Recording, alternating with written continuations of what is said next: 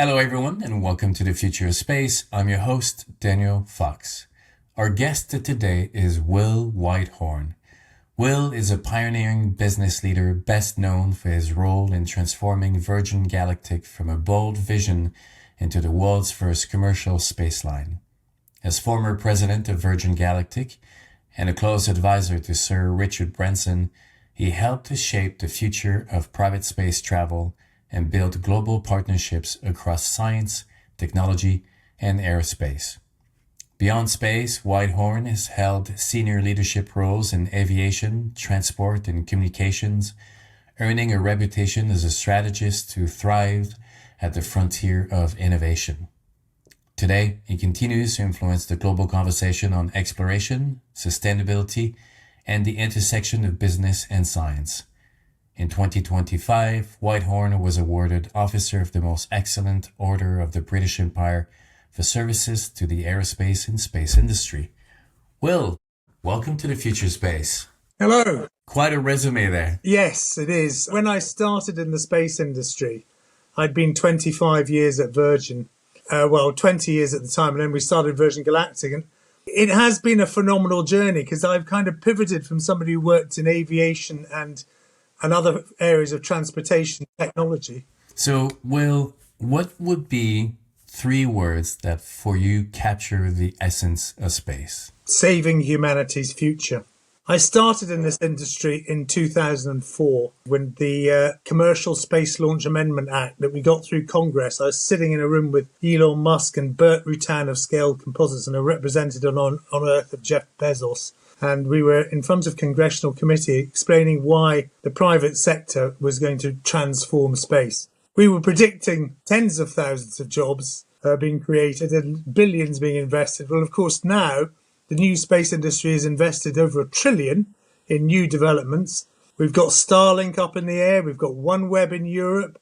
We've got Jeff Bezos's new constellation business underway. We've got nearly 30,000 satellites either under construction or already in space now, compared with 2,000 20 years ago. And we've got Earth observation at a more sophisticated level than we could believe. And one of the older systems, the GPS system alone, is responsible for an extra 10% food production over what we would be able to produce without space observation.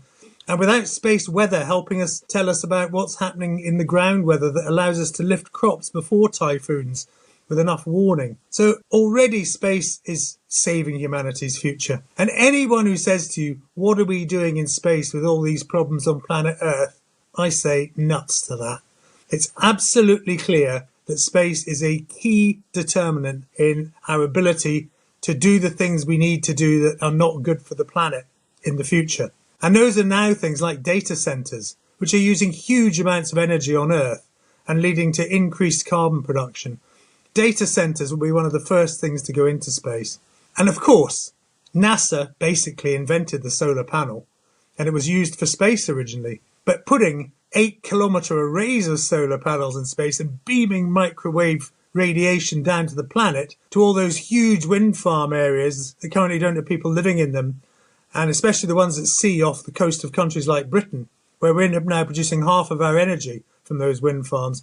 You can beam microwave power to go down those so as they work 24/7, even when the wind's not blowing and the sun is down under the horizon. Well, there's never horizon up in space, and there's never any nasty clouds in the way of the solar panels, and you can produce it 365 days a year. And you don't really, one of the other things that's interesting about space is as long as you protect the assets with the right amount of protection from space radiation, they last forever. I mean, one of the things that the Voyager probes prove is that you don't get any accountancy depreciation in space because they're still working at about 38 years longer than they were planned to work. So I think that space is an absolute key to the future of humanity. And I've been on a journey which has been a really exciting journey from founding Galactic in the first place right the way through to see the Commercial Space Launch Amendment Act, then leaving Virgin, having got a guy called George Whitesides from NASA to run that business. And then I got stuck into a company called Clyde Space, which was the world's first really at-scale producer of CubeSats and produced a lot of the early satellites for Spire Global, one of the companies that's got a constellation in space now. And in fact, Spire set up a factory beside us in Glasgow. And Clyde Space, we've morphed from its founder's vision into a company that now has operations in Sweden, Holland, United States, Scotland, and it is one of these companies I'm very proud to have worked on as it's gone from strength to strength over the last few years. And then, Seraphim, the latest venture I've been involved in, where we've invested in 32 space companies and actually raised the largest publicly quoted fund investing in space in the world, and the first. In between that, joining the board of the RAF and setting up our Space Command in the UK, and working very closely with Sir Mike Wigston, who was then the Chief of Staff of the Royal Air Force, on making sure we got that done during COVID at a very difficult time, in time to be ready for the Ukraine war when it came. The RAF, along with our colleagues in the United States, plays a key role in observing what's going on and providing the kind of vital information and data. And the companies that Seraphim's invested in, like ISI, have been crucial to the Ukraine's survival, along with Elon Musk's Starlink in America. So there is a phenomenal amount going on in this industry. There's a phenomenal amount to do. And I am 65 years young and looking forward to carry on doing it. You were talking a lot about the technology benefits of space, but for others who don't really understand with the technology of the science, why would space really save humanity? Is there a human story of space? The most important reason it will help so much is because space is very radioactive. It's a vacuum, and it's very hard to do much damage up there. So things that are definitely damaging in the long run, the planet, can be done in space much more effectively. And one of our issues is producing energy in a way which is less damaging to our atmosphere, because there is no doubt our atmosphere is changing and our climate is changing and it is getting warmer. And if you're a climate denier, you can deny all you want, but it's just still going to continue to get warmer. The thing about space is we can really help that. Those two areas I mentioned, data centers and solar farms. Let's go beyond that. We're running out of pharmaceutical solutions. We cannot produce a lot of the new things we need to produce for people. And one of the things that has just recently really begun to hit home is how useful it is using zero gravity to make molecules.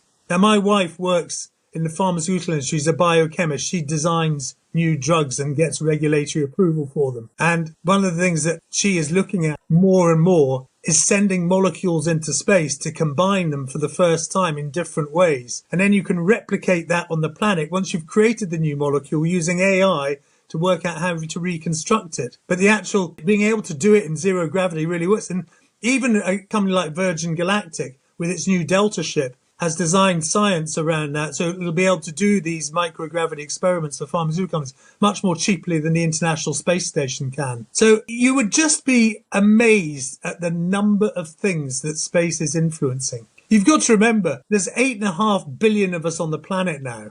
When the space race got going in 1960, after Sputnik, there were only 3 billion of us. By the time I probably snuff it and pass into my space capsule in the sky, we'll probably be at 10 billion.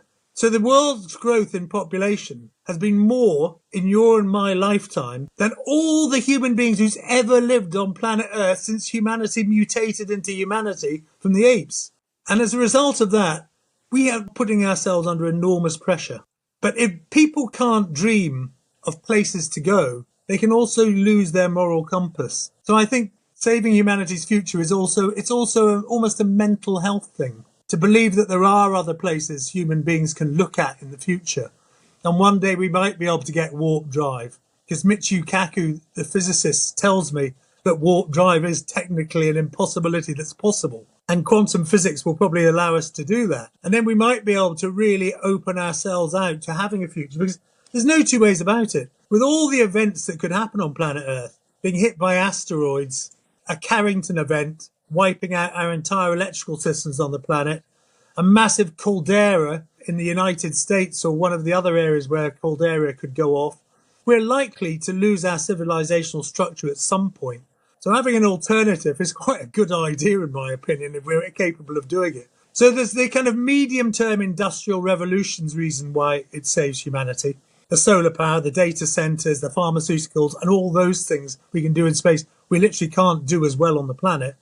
And keep this atmosphere intact for us. And then there's the longer term things, the explorative ideas, So it's industrial revolution helping to keep our population sustained through to the longer term humanity. And again, you can see the logic of somebody who thinks space looks expensive. But one of the things that has happened, love or loathe Elon, he's changed the face of the space industry by making it an awful lot cheaper to launch technology into space and allow that industrial revolution to happen. And his Starship has meant it is going to be possible to begin that exploration journey even with existing rocketry. But we must remember that all the problems we see on planet Earth, we're only seeing largely because of space as well, even now, with these modern constellations, with the fantastic data that we can now interpret much more accurately. So if a factory in Vietnam is pumping out CFCs, destroying the ozone layer over Australia, we've now got satellites that are spotting that and telling the Vietnamese government and the UN straight away. And we couldn't do that even 4 years ago. So I'm an optimist for space, and I'm an optimist for humanity, with a great realization of the dangers that we face on the way to an optimistic future. Do you think that where we are right now is similar to where Europe was back in the 1500s, where the current status of society at that time created all the stresses and all the scarcity in resources and the political environment basically forced or give the incentive to embark on this huge ocean exploration?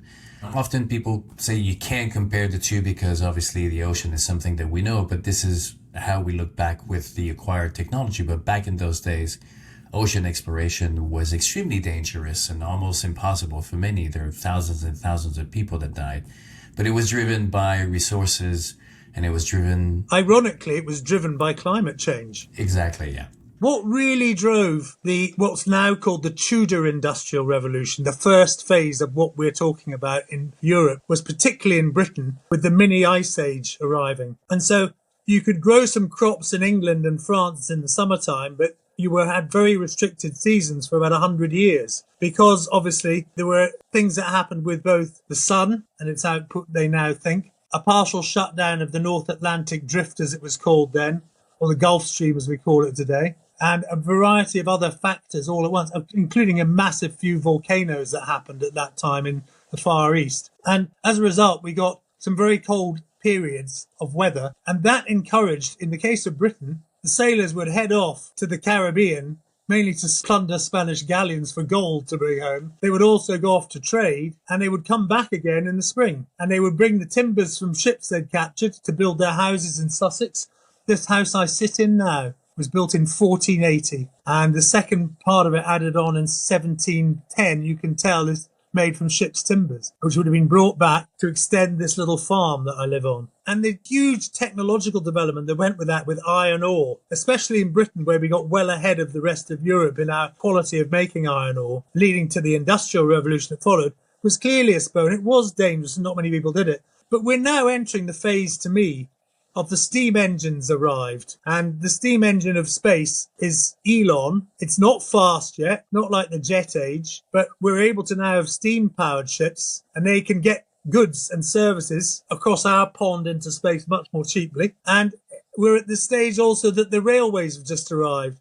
And people keep going on about why we're building the railways, because people will die doing more than 30 miles an hour. And what are we wasting our time building these when we've got all these problems on planet Earth? As Luddites were trying to break down machinery in England when it was being introduced for the Industrial Revolution. And all sorts of things were going on. So there are analogies. There are definitely analogies. And we clearly have a period of stress brought on by population growth. I mean, one of the things that there's a problem with, our politicians are not good at explaining to us as people. When the President of the United States goes on about the massive immigration problem, there's a massive immigration problem into Europe at the moment. And there's a massive immigration problem into Britain of illegal immigrants trying to cross the English Channel, being greatly encouraged and having the boats built for them probably by certain people on the other side of the pond. But the reason for that is the massive population stress that's happening in sub-Saharan Africa and through strife and war in the Middle East, the Ukraine, Afghanistan.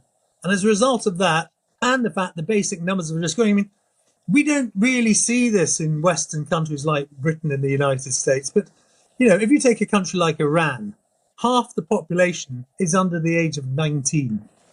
Half. Now, think of the birth rate as a result. Think of the birth rate in Nigeria. Nigeria I worked in when I was after university for a while. I flew helicopters quite a long time in the oil industry after I left university. And then I joined Thomas Cook, a very famous travel company, as a graduate trainee. And I worked in Nigeria on a project. And the population of Nigeria then was 64 million. It's now 290 million. And it's going to be 400 million in 10 years' time. Now, that is putting enormous stress. And when people through our lovely internet see what they see in Europe and North America, it's not surprised they want to come here to work. And thanks to history, and it just so happens for both our countries, we're both in the same boat on this, an awful lot of people in the world speak English. And they feel more welcome coming to Britain than they feel in France for reasons that are not wholly difficult to understand, because it's not an easy place to be an immigrant, France. So we relatively have a bigger problem than the United States, and we try to tackle it as best we can. But it's the understanding that that's the underlying problem, not all these problems on planet Earth. Why are we going into space? But let's go into space because it's one way to marginally help fix some of these things. Is it the value of exploration? Value in exploration, we learn about our own planet from it. There's the value also in the industrial stuff. So another example beyond the one I gave you is the new generation of satellites that are coming into service now, mainly employed by and paid for the data they produce by insurance companies. And so, for instance, if you're a farmer in Brazil and your crop is now crucial to the survival of people in Africa because they need that soya, because they haven't got the rich pasture lands they always had in the past. So they need it to feed cattle, for example. And the Chinese need it because they have a big population, and India needs it. So if you're in Brazil or the plains of the United States or the pampas of Argentina or the wheatlands of Canada, and you get a disease in your crop, this generation of satellites coming to service now can spot it when it's only a metre wide before it's spread. They tell the insurance company who gets onto the farmer and say, well, we're not going to insure that crop now because we've just told you, if you fix that problem now, you're going to save yourselves a fortune, and you are now being informed by your insurance company. That, again, that's over the last 2 years. This is the stuff that's valuable. And yes, the defence stuff is incredibly valuable to keeping us all protected in the Western world. And there's clearly going to be some jostling for space position. But one of the good things about space is that space is not like Star Trek and Star Wars. We're still a long way away from the generation of weapons that would allow us to do anything like destroy satellites without losing the ability to use space for all of us. So space is a better example of mutually assured destruction, as the Russians learnt to their own cost when they fired a missile as a satellite before Ukraine to prove they could. And then the International Space Station with 2 Russian cosmonauts on it had to move to a new position or face being obliterated by the debris of that satellite they'd blown up. You know, there were a couple of NASA scientists in the 70s who worked out what basically the house of cards would happen if you started trying to down satellites, that you'd actually destroy all ability to use low Earth orbit for everyone. So I think that's one of the strengths. I think a lot of the defense stuff in space is going to be trying to use electronics to wipe out other people's satellites and leave them intact, because blowing them up doesn't work because it's not in your own interests. I think that we will see a lot of spying type conflict in space on each other, and there'll be more and more attempts to use new methods of radioing down information. Instead of using radio frequencies, we're about to move, I think, to the generation of lasers being used to download information.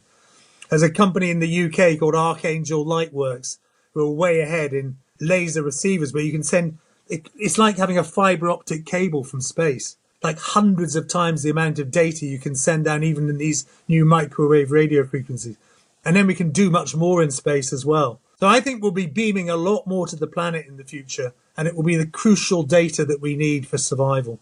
Were you always interested by space? I mean, how did you end up, sitting in front of Congress? Yes, I was always interested in space. I went to a lecture when I was 14 in Edinburgh by a man called James Lovelock, Professor James Lovelock, who wrote the Gaia theory. And he was talking about how space was an answer to some of humanity's problems. And he explained the Gaia of the atmosphere being like a sealed Petri dish. We're in an ecosystem that's actually sealed. And I was in a gang at school called the Space Gang. Now, one of the things we did in the Space Gang was we dreamed about going to space, but we did occasionally have a marijuana joint in the process at the age of 15, 16. But the space gang I was in at school. And I actually wrote a school magazine when I was 12. And I did a column at the back end of it every year. The car of the future being electric, the train of the future being a tilting electric train, which I ended up working on designing at Virgin for the West Coast Main Line.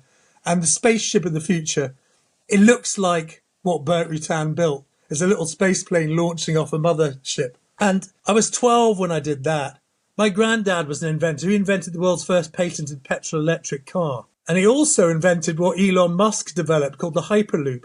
He called it the Sphericar, and he had a working model of the Hyperloop in the Science Museum in 1932. And in fact, had a patent in America for it in 1932 that I once sent to Richard Branson. He pretended to Elon Musk I was trying to muscle in on his Hyperloop project. I managed to extricate myself from that problem. But I was very lucky to grow up in a very kind of eccentric Scottish atmosphere of one day farming and wearing your kilt to a wedding and getting drunk on whiskey, and the next day learning how to work a petrol-electric car that sat in the shed that had been invented in 1927, which is now in the Science Museum. And then I actually studied economics and history at university, so I went off-piste from my grandfather, who was an electrical mechanical engineer, and my father, who was an architect, and he was a restorer of old buildings. He came back with quite bad PSD, having been captured in Holland in 1944 and very badly injured in a prisoner of war camp. And he came back and decided he wanted to specialise in restoring old buildings, a bit like that film, if you ever saw it, about the architects who all went off to try and restore and save the buildings in 1945 in Europe. And he was very interested in architecture and taught me a lot about principles of designing and engineering. And my grandfather taught me a lot about the principles of science and physics and electromechanical engineering, but I never studied those things. I studied economics and history. So in a way, I had an incredibly lucky and happy time with my life, because I've always just wanted to get on and do things and enjoy doing them for their own sake. And I don't worry really about whether I make much money from doing it, as long as I've got a roof over my head and the family are all happy. I do feel kind of blessed in a way that I've had a very interesting life. I mean, rescuing my ex-boss out of frozen lakes in Canada, or from a civil war in Algeria when his balloon crashed, or out of the sea, has been another feature of my spare time job activities when he used to go off and do his adventures. I would be normally put in charge of search and rescue. So, I had a very, very life's rich tapestry type career. Did you ever think on the technology side we would be where we are today when you started in it? I mean, we start with our visions. Yeah, I thought when I was young, and I'm talking about 9, 10, 11, 12, we'd be further ahead by now. I thought it would be a bit like that TV series that's been to me on called For All Mankind. I don't know if you watched it. That was kind of my vision in the early 70s. But I completely understood why it didn't happen, because that was the blessing of studying history and economics and economic history. Because the engineers at NASA, when they advised Stanley Kubrick, I actually did the 50th anniversary of 2001 A Space Odyssey. There was a 50th anniversary lecture at the London Film Institute, the film festival, and I delivered the Stanley Kubrick lecture on the subject of why did the vision never happen? And there were two main reasons why it stalled, both of which For All Mankind explains as not happening. One was the Vietnam War dragged on into the 1970s and was bankrupting America and led to the great inflation that America had in the 1970s. And then the stresses caused by that led to the energy crisis, which also contributed to the great inflation. And the energy crisis really hurt the United States and Britain very badly. That's why we pushed and got ahead with getting North Sea oil. But those economic crises stalled NASA. People lost the appetite for the investment, and the private sector didn't take up the cudgels because there was no locus for it. What began to develop then was the new generation of satellite companies, like Inmarsat, but it was costing them a lot to get their kit up into space. So they tended to produce smaller and more bigger satellites rather than going for constellations that we do today. And so that stalled it, really. And once it stalled for quite a serious number of follow-on reasons. The next one was the shuttle. The shuttle was an ill-conceived vehicle with 337,000 moving parts in it and 1 million tiles that cost $500,000 each to develop. The entire Virgin Galactic project to get to 43 people in space by the time they shut down the last ship and are now about to launch the Delta ship cost, $1 billion or $2 billion in total. the shuttle program just to build the thing cost 25 billion. And that was in the then money. It wouldn't be today's money. It'd be more than that. And then it was $1.5 billion to $2 billion a launch. And so, that didn't help space. And none of the new generation of satellite launch vehicles were being developed because the private sector had limited resources and the military wanted to launch ICBMs. So most of the bigger rocket launching companies that launched commercially into space were basically using very big glorified ICBMs, which they developed for the military. They didn't have new designs. And, that's what's changed. We've got, because it's cheaper, economics, the railways arrived and the steamships arrived. And then what will happen eventually is we'll get to our jet age as they go faster in space.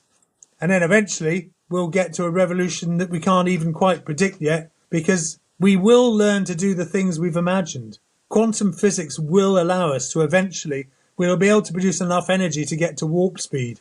I'm a great believer that will happen. And that'll probably happen within 110 years. I thought that you were going to say about some of the obstacles that prevented the continuation of the space age after the moon landing was because of incentives, right? From all mankind, one of the premises that the Russians actually won getting on the moon, which led the US to keep themselves into trying to win. True, but forced Nixon in the series to end the Vietnam War after the Tet Offensive. Is when they should have ended it anyway, when they had a good chance of negotiating a reasonable deal, but they were too arrogant to do it, as McNamara said. So actually, that's the crucial thing that happens. The incentive of the Russians incentivized them to make peace in Vietnam, which means there never is any great inflation. And then, of course, on the moon, they discover helium-3 on the moon. Once the US got to the moon and kind of settled the competition, then you had a culture, you had all these big budgets who were approved by Congress and had to be justified moving forward. And unfortunately created a culture of having these huge projects, but never finishing them so that you can always go back to Congress and get the money. And then the private sector or the technology finally catches up and the private sector comes in, and the incentive for the private sector is very much different. And that's why now it will never stall again, because the private sector, the economics have changed. Yeah, I think you're right. And that's why it's very exciting for someone like myself to be in this industry. I feel I get younger every day because I'm learning all the time. Were you a Star Trek or a Star Wars fan? Star Trek. Star Trek. And Star Wars. And Star Wars. I never got into the vision of thinking that the future we would all wearing spandex and all dressed the same. No, the spandex and dressing the same bit they moved away from that by Deep Space Nine. Well, what would be your 3 words of wisdom for someone who's done so much and still has so much to do? What would be your 3 words of wisdom? Well, I think one of the things I see in this industry, which I often saw in working with entrepreneurs, and there were things that Richard was very, very, very aware not to be. And there were 2 things. One, the 3 words are never fool yourself. Because there are plenty of people who begin to believe their own propaganda about the way they think their business can work. And they eventually drive themselves and it into the ground because they're not realistic. One of the things I see the most often is people not raising money at the right time because they can at that time, because they think they'll get a better valuation later. Then the economic circumstances change a bit of time and they fail to raise it. I think an element of that happened to Virgin Orbit. If they'd raised the money before their Cornwall launch that didn't go well, which they could have done, which some of us ex-Virginites were thinking they were going to do, but they didn't, because somebody advised them they'd be better to wait till after Cornwall launch. Well, they'd forgotten that space is phenomenally difficult. And, if your plane's kept on a runway in freezing rain for 6 hours, you can get the equivalent of the O-ring for NASA and have a failure due to weather conditions. And that's probably an element of what happened to them. So never fool yourself. And always protect the downside. Always try and keep some resources. Never go for valuation. Go for survivability of your project, whatever it is and whatever you're building. And I like working with young entrepreneurs. A lot of them have got ADHD and are on the spectrum. And as I worked for Richard Branson for 25 years, and he definitely had ADHD and was definitely on the spectrum, I got very used to working in an environment which is an exciting one. And one where, he was very good at choosing good people to keep his feet on the ground. And I feel there are other richer, younger entrepreneurs who could learn a lot from Richard, because what he's done is he's survived, and he's survived with his reputation intact, because he's always had people around him advising him, you're being a bit nutty here, Richard. You need to take the calm down pill. And of course, in those days, there weren't any pills for ADHD, and he didn't know he had it because the word hadn't been invented. The first time the word ADHD came up in my working life at Virgin was when I went to give a talk at NASA, and I was giving the talk in Huntsville, Alabama, at the NASA center there. And I put up a chart of the various Virgin businesses around the globe in the late 1990s. And a guy stuck his hand up in the audience, who turned out to be the NASA doctor, senior NASA doctor I became very friendly with. And he said, well, it's clear that the guy who runs this business has got ADHD looking at that chart. And I said, well, we are trying to simplify it at the moment. And I went back and said that to Richard. He said, funnily enough, I'm just speaking to a doctor now who thinks I might have ADHD. He's always been told he had dyslexia. He got classic. When Richard Branson left school, he didn't go to university. He left school, and the headmaster of his school said, Branson, in a very kind of English school way, Branson, I predict within 3 years you'll either become a millionaire or go to jail. And within 3 years, he'd done both, actually. He had a night in the cells, and he became a millionaire through Mike Oldfield's Tubular Bells record. A very famous album of the 1970s, became the theme music to The Exorcist. So, I learnt a lot from him, and I think he learnt a number of things from me. One was my slightly more academic approach to things. And I think that what I learned from him is the possibilities. I use a phrase. I did a TED talk on Richard once, and I entitled it "The Simplicity of Complex Things."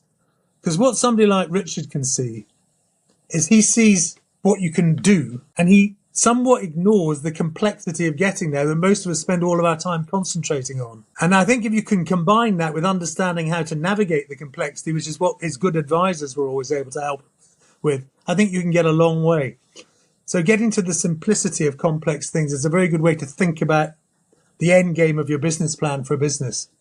Do you think that for people like Richard Branson, Steve Jobs, Elon Musk, Jeff Bezos, really the secret of their success have not been only the vision that they have, but their success is with the people that they've surrounded themselves to be able to translate their vision into more pragmatic application to move forward? Because had it not been for you, or had it not been for Gwen Stallwell or others, the Steve Jobs, who were able to translate, to be that bridge with the real world and express their vision. Richard certainly believes that. He's got a very good motto he uses as well when he's looking at businesses and the business plans, and talks to the people in the people businesses. And I've just seen a new Virgin business that started very successfully, their cruise company, Virgin Voyages. And they're living by these precepts. It's a really good little business. It's got 4 big cruise ships now. And he said the most important thing, and he learnt this from an older entrepreneur who also was very much on the spectrum, called Sir Freddie Laker, who actually developed the world's first low-cost airline before even Herb Kelleher. It was called Laker, and they operated to New York, called Laker Skytrain. It was at the time the cheapest airline from London to New York, and BA and Air France put it out of business with Pan Am and TWA. They ganged up on it. And eventually he won an antitrust case against him. He was a very famous old British entrepreneur, and Richard admired him greatly. And he said, there are a number of things. The best thing to do, Richard, is put your people first, your customers second, and your shareholders last. And he said, I kind of tried to do it with Laker, but at the end of the day, I lost track when I was going out of business because I hadn't got the reserves, and BA started poaching all of our good people, and another company called British Caledonia, British Midland did. And he said, if you put your people first, they'll be much better at looking after the customers. And if the customers are happy, the shareholders will benefit. So when you see a company announce it's putting its shareholders first, probably quite a bad idea to think about running to the exit door. Because if you just put your shareholders first, you'll eventually fail. Because the shareholders aren't that interested in things like good people management. They just want to see a number on a piece of paper that looks lower than the competitors. So I've actually, in everything I've done with my working life since I left Virgin, tried to pretty much try and live by that precept. We've got really good people at Seraphim. We've actually recruited quite a few ex-Virgin people. The team that developed the business, Mark Boggett and his colleagues, James and Rob, are very people-orientated. They do think about that a lot. And that's why we've got a good portfolio of investments, I think. And we do look very closely at the boards we work with and think about that issue. And, it's really important, and not enough companies do it well enough. Well, we can't wait to see what you're going to be doing next with Seraphim and all the other projects that you got yourself. You've been an inspiration for many, and I'm looking forward to see where that trajectory is going to take you next. Well, it's been an absolute pleasure to chat with you about space and exploration, and I'm looking forward for our next time together. Thank you very much. It was very kind of you to have me on your show.